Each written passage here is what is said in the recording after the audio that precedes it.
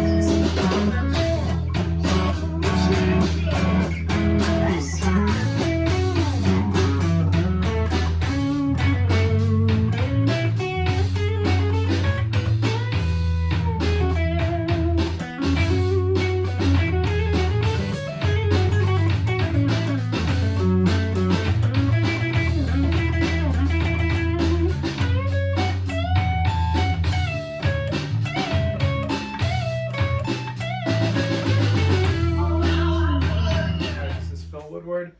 I'm teaching here at the amp shop for many years, and I've been teaching even longer than that outside of here. And today I'm going to show you a little bit of Jeff Beck's iconic song Scatterbrain. It's from the album Blow by Blow, and basically I'm going to explain how this works and what chords are played and how Jeff is playing off of those chords with all his solos. Okay, so let's start with the main riff and what the technique is. So it's going to be starting on F, and it's going to be the shape of half step, whole step, next string, which is a whole step higher than the G sharp here. So it's a A sharp to B, all right, and then up to here, up to the C sharp. So you got slide up. So there's your pattern.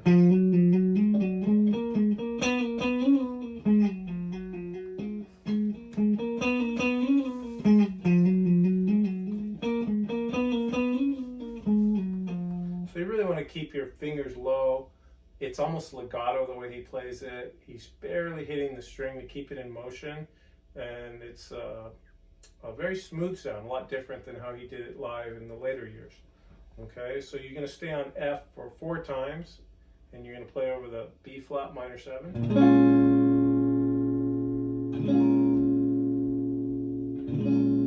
And then it's going to be over at B7 flat 5. Okay, next chord is going to be, easiest way to conceive it is a D/C. To an E/D, then G major 7, and then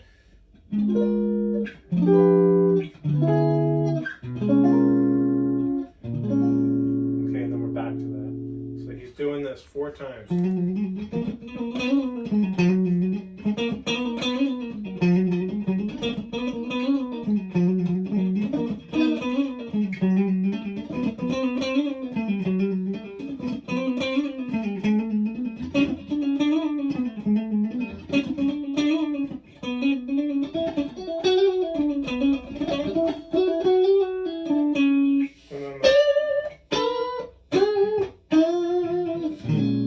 Okay, so that was 4 of these.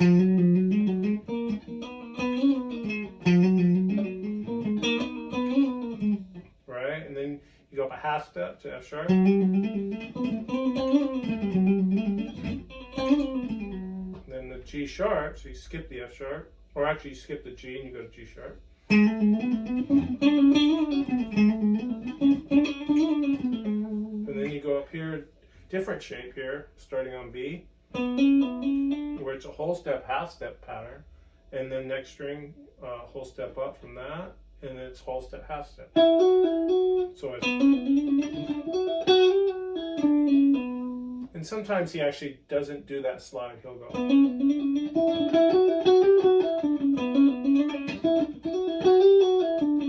But later in the track, you'll hear him go.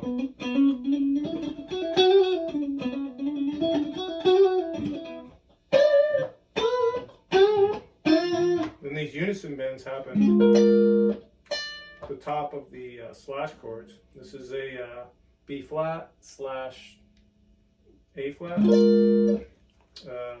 G slash F, D slash E, or E slash D, and then the C sharp, or we can call it D flat slash B. Okay, so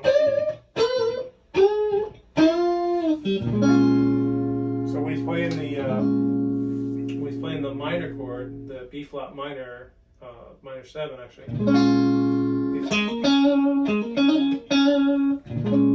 He's pretty much taking pentatonic stuff here. And then of course it switches to the flat, you know, the 7 flat 5.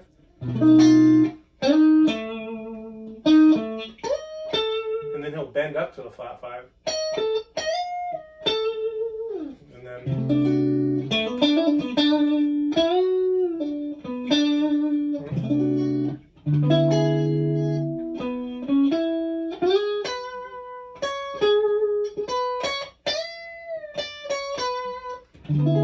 so he's basically doing, which works great, he's playing E mixolydian over the this E slash D chord.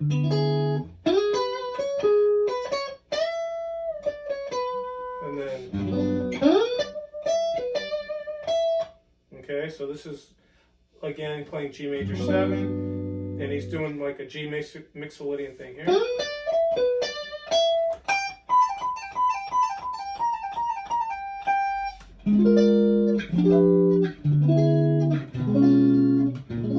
And those basically are your chords, right? So there it is. Well, all right. That was okay. I mean, like I said, this is something where I almost need to warm up a little bit to do the this whole thing. Right?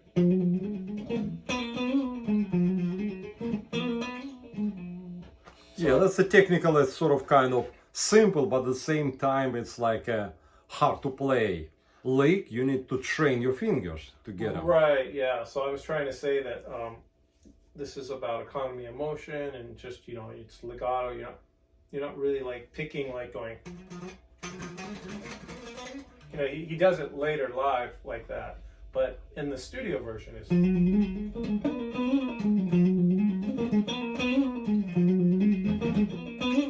So he hardly picks, he's just right legato. But we know Jeff Beck used to be the hard, like working man. He pretty much spent time to develop those licks and sort of kind of practice them to the perfection, right? Absolutely, yeah. Oh, yeah, he was incredibly great guitar player. So, I don't know, that was, that's okay, but maybe we could do another one. But that's a good lesson because it explains the whole song.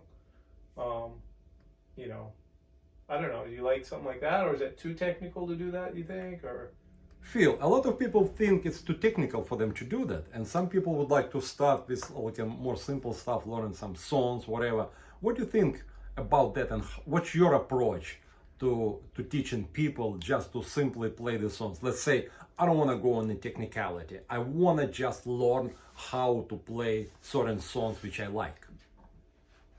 Yeah, maybe. All right. So maybe we do a video that's like talking about like things you should work on as a beginner or somebody who's played for a little while, but things to help, like learning your notes and doing some of that stuff and explaining the note patterns, right? Because sometimes I don't think people know that there is a note pattern, and I could explain that, right? Like if I want to play G, there's G, G, G, G, G, G. that's every G between 12 frets. So something like that might be good to do. So some useful tips, you know, but the best thing, yeah, maybe I'll do this. Useful tips for beginners and or intermediate players. You know, one thing you can do is learn your notes, right? And then here's a great exercise to learn your notes. And then I could say, and one of the best things you can do is find a teacher who can help you to play, so you can really have the experience of working with somebody who can see where your weaknesses are and your strengths, and you can work on both to get it together a little bit more. I don't know, Phil, something like it. a lot of people asking us what's the advantage of have lessons online versus to the person to person with the teacher, you know, like a Right. face to face. Right. What do you think, based on your experience, why is it so important to actually get the lesson with the teacher in there versus to online deal? I think the most obvious reason you'd want to learn with somebody in person is because A, you can play along with each other at the same time, and B, you can see the technique a lot clearer if you're sitting in person with somebody. So, you know, if you want to know the exact technique of how somebody's playing, sitting in the same room with that person is going to be you're going to be at quite an advantage versus sitting on the computer where it's two-dimensional and it's not going to be as clear as if you're sitting in the same room. I think teacher will make the corrections right away by sitting in the It'll be in easier, front of yeah, and it's easier to communicate. You can play along better. I could see what you're doing. You can see what I'm doing, right? A Right. lot easier. So that's probably the way to explain that. Phil, can you tell us a little bit about your background? How did you come to this type of teaching type of situation? You know, because you used to be the hard-working playing musician, as I know, for years, but right now Yeah. you're focusing more mainly on lessons, whatever. So, Right. can you tell us a little bit? Yeah, About no, you- yeah. about I mean, yourself. years ago, I went to MI, and when I was at MI, I had a student approach me and say, "Hey, would you teach me?" And at that time, I was probably 19 or 20 years old, and I thought, well, I never thought about teaching, but since they asked me, I thought I'll try it. And I realized at the time I really liked teaching, so one student turned into 5, into like 10 students, and I had a handful of students that I was able to teach while I was, I think, just about getting done with my studies at Musicians Institute. So yeah, it worked out pretty well. And you know, I'm very lucky that I was hanging out with this Swedish guitarist, Yngwie Malmsteen, at the time. So that was really an interesting experience.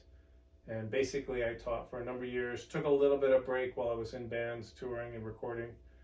And then I came back to teaching a lot more in the mid-90s. So, and here we are today. So that was, from the 80s into the 90s where I started. And I know you've been friend with some kind of very, very, very influential, famous guitar player, Uli John Roth. Tell us a little bit about it. Well, yeah, I mean, I got very lucky that I got in touch with Uli back in the 90s. I borrowed a guitar for a Sahara record, a band that I was in, and he wanted to hear that album, and so he liked the singer that was on the record, so he started working with the singer from Sahara, and at that point, Uli and myself became friends. We spoke on the phone quite often, and I helped him out in Europe on tour, and he's a great guitar player, great influence, great teacher, been a great mentor to me, really, because he's incredibly knowledgeable and, you know, a legendary guitarist. So yeah, very lucky. We also know you've been actively playing in a band Voodoo Haze, which is Jimi Hendrix tribute, and you've been really, really successful with that venue. What did bring you to that type of Jimi Hendrix vibe?